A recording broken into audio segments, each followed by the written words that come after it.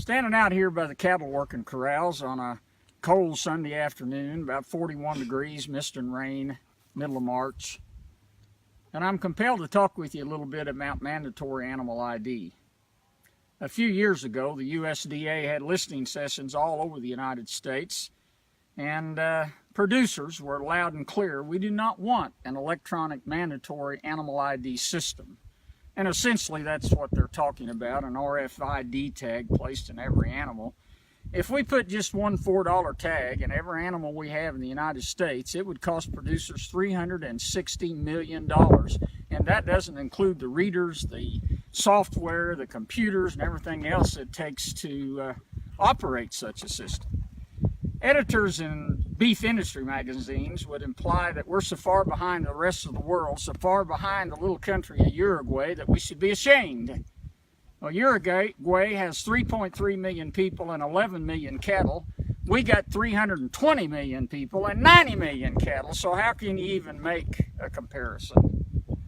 I do agree that Uruguay is a great beef producing country. They love beef. They eat about 120 pounds a person there a year.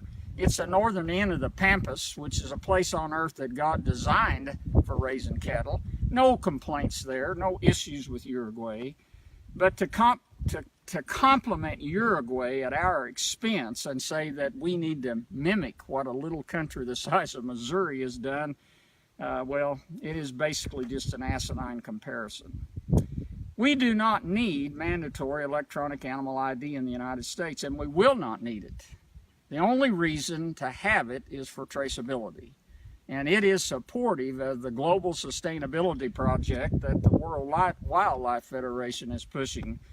In other words, they want to have knowledge of where all the cattle are, who owns them, how many there is across this vast country. Now, we don't produce enough meat to feed our own people here. We don't need to export meat, and our exports are pretty darn small compared to countries like Uruguay that have many more cattle than they have people.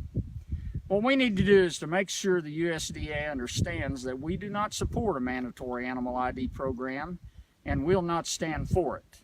We're in an area where we need reduced regulation, not more of it.